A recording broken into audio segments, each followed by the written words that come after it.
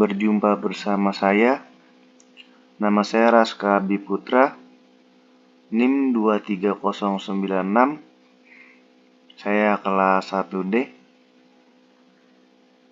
Saya ingin mempresentasikan mata kuliah biokimia dengan membawakan tema molekul koenzim.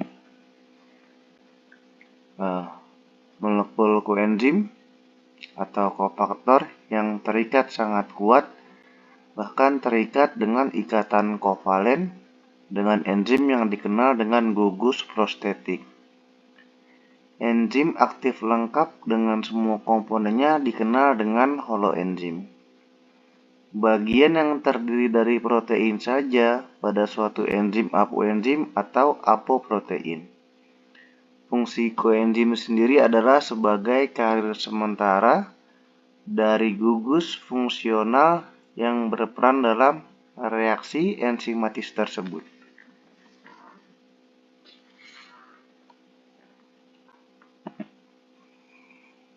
Berikut adalah peran dan fungsi vitamin sebagai koenzim. Peran vitamin dan turunannya sering melayani berbagai peran dalam tubuh. Salah satunya yang paling penting adalah peran mereka sebagai kofaktor untuk enzim yang disebut dengan koenzim.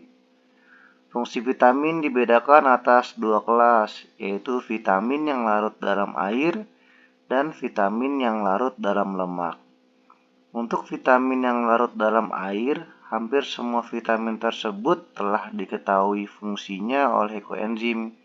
Sedangkan vitamin yang larut dalam lemak merupakan senyawa berminyak yang tidak dapat larut dalam air, sehingga tidak diketahui fungsinya oleh koenzim.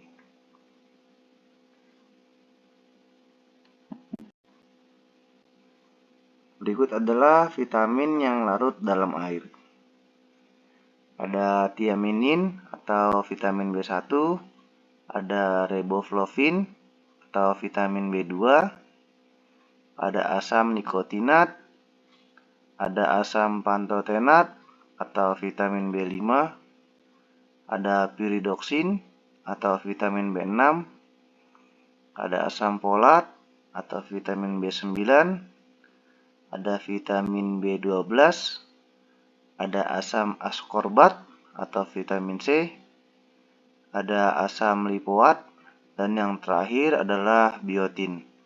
Semuanya berjumlah 10.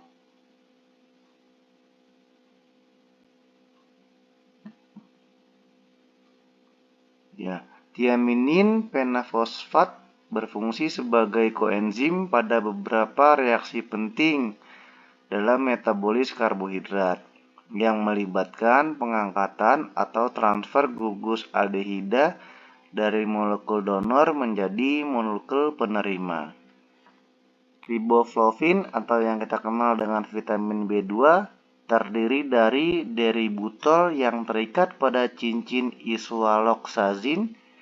Vitamin ini telah terbukti berperan sebagai faktor pertumbuhan pada tikus. Kini dapat diperoleh secara komersial dari mikroba tertentu.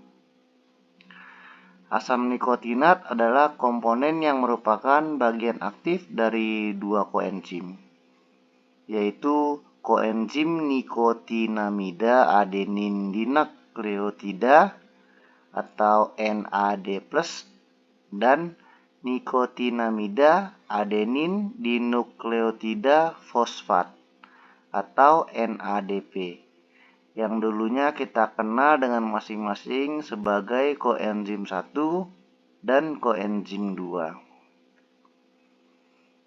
Ada asam pantotenat, yang dimana kata pan berasal dari bahasa Yunani yang memiliki arti di mana saja vitamin ini ditemukan pada semua jaringan, baik tumbuh-tumbuhan maupun hewan, dan juga pada mikroorganisme. Piridoksin atau vitamin B6 terdiri dari 3 senyawa yang berhubungan erat, yaitu ada piridoksin, ada piridoksal, dan yang terakhir ada piridoksamin. Ketiganya tersebar luas di alam baik pada hewan maupun tumbuhan. Dan padi-padian termasuk sumber yang sangat kaya akan vitamin B6. Asam folat. Vitamin ini juga dapat menolong keadaan anemia pada unggas dan berperan sebagai faktor pertumbuhan untuk berbagai mikroba. Vitamin B12 merupakan vitamin yang memiliki struktur kimia paling kompleks dibandingkan dengan vitamin lainnya. Vitamin B12 tidak dibuat oleh tumbuhan ataupun hewan, tetapi dapat dijumpai pada hewan dan mikroorganisme. Terus ada asam askorbat yang berperan penting dalam mengoptimalkan kerja sistem kekebalan tubuh, membentuk kolagen, dan meningkatkan penyerapan zat besi. Atau yang lebih kita kenal dengan vitamin C. Dia juga memiliki efek antioksidan yang dapat membantu tubuh melawan radikal bebas. Terus ada asam lipoat sebagai vitamin B karena fungsi koenzimatiknya, dan asam lipoat disebut juga sebagai suatu vitamin atau psenzo. Biotin dapat ditemukan pada hewan. Kebutuhan biotin dicukupi oleh bakteri usus yang mensintesis vitamin ini. Kebanyakan usus hewan membuat cukup biotin untuk memenuhi kebutuhannya.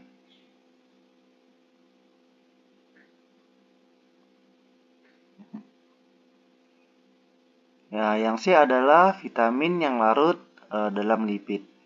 Ada vitamin A, vitamin D, vitamin E, dan yang terakhir adalah vitamin K.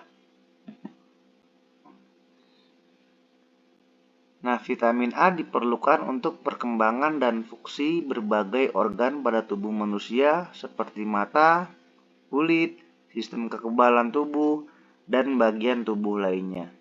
Maka dari itu, tubuh akan mengalami berbagai gangguan apabila kekurangan vitamin ini. Vitamin D diperlukan untuk mencukupi kebutuhan mineral, kalsium, dan fosfor yang ada di dalam tubuh. Fungsi vitamin D juga berperan penting dalam menjaga struktur tulang yang tepat. Vitamin E merupakan vitamin penting yang dibutuhkan untuk fungsi yang tepat dari banyak organ di dalam tubuh. Selain itu, vitamin larut lemak ini juga antioksidan sehingga dapat membantu memperlambat proses radikal bebas yang merusak sel. Dan yang terakhir adalah vitamin K, adalah jenis vitamin yang larut lemak yang dibutuhkan untuk pembekuan darah dan proses penting dalam tubuh lainnya.